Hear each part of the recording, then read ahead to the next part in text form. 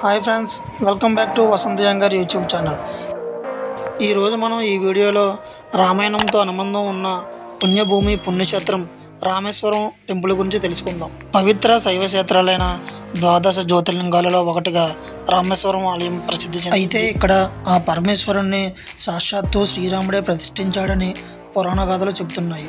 పురాణాల ప్రకారం త్రేతాయుగంలో సీతాదేవిని అపహరించిన రావణాసురుని సంహరించేందుకు శ్రీరాముడు వానర సైన్యంతో కలిసి రామేశ్వరం నుంచి రామసేతు నిర్మించి లంకను చేరుకున్నాడు.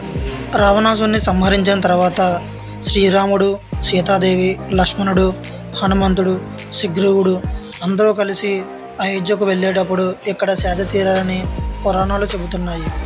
మహాజ్ఞాని శివభక్తుడైన రావణాసురుని సంహరించినందుకు బ్రహ్మహత్యాపాతకం చుట్టుకోకుండా ఉండడానికి పరిష్కారం చూపించమని శ్రీరాముడు మహర్షులను కోరగా అప్పుడు మహర్షులు శివలింగాన్ని ప్రతిష్ఠించి పూజించమని చెప్పారట.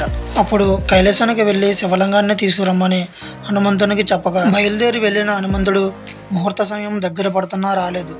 దీంతో సీతాదేవి సముద్రపు ఒడ్డున ఉన్న ఇసుకతో శివలింగాన్ని తయారు చేసిందంట. శ్రీరాముడు ఆ శివలింగానికే పూజలు చేశాడంట. ఆ తర్వాత శివలింగంతో వచ్చిన హనుమంతుడు విషయం తెలుసుకుని అలగడంతో అప్పుడు శ్రీరాముడు సీతాదేవి చేసిన శివలింగాన్ని అలాగే హనుమంతుడు తీసుకువచ్చిన శివలింగాన్ని రెండింటినీ ప్రతిష్ఠించాడట.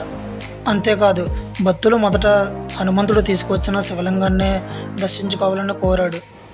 అందుకే అర్చకులు ఎప్పటికీ కూడా హనుమంతుడు తీసుకువచ్చిన శివలింగానికి పూజలు నైవేద్యాలు చేసిన తర్వాతనే రామలింగానికి పూజలు నైవేద్యాలు చేస్తారు.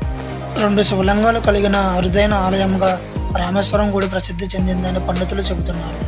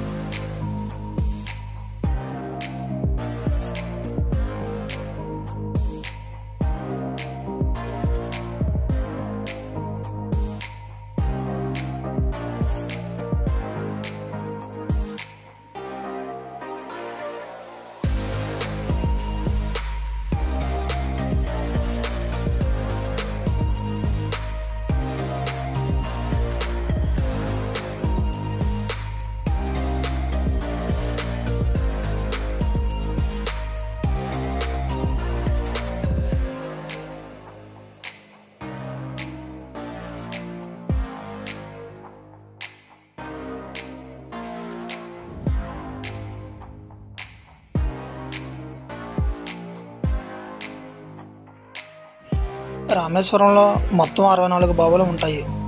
వాటిలో ఆలయంలో ఉన్న 22 బావులు అతి ప్రధానమైనవిగా చెబుతారు. రావణ సంహారం తర్వాత రాముడి అమ్ముల బదుల్లో మిగిలిన 22 బాణాలతోనే ఇక్కడ 22 బావుల్ని రాముడు సృష్టించాడని పండితులు చెబుతారు. ఇక్కడికి వచ్చే భక్తులు మొదటగా సముద్రపు ఒడ్డున ఉన్న అగ్నితీర్థంలో స్నానం చేసిన తర్వాతే ఆలయం లోపలికి వెళ్తారు. ఆలయం లోపల ఉన్న 22 బావుల్లో స్నానం చేయకపోయినా 1-2 బావుల్లో స్నానం చేసినా ఎంతో పుణ్యఫలం దక్కుతుందని ఇక్కడ పండితులు చెబుతున్నారు. ఈ బావిలన్నీ కూడా సముద్రపు ఒడ్డున ఉన్న ఒక్కో బావిలో నీరు రుచి ఒక్కో విధంగా ఉంటుందని ఇక్కడ చెబుతున్నారు.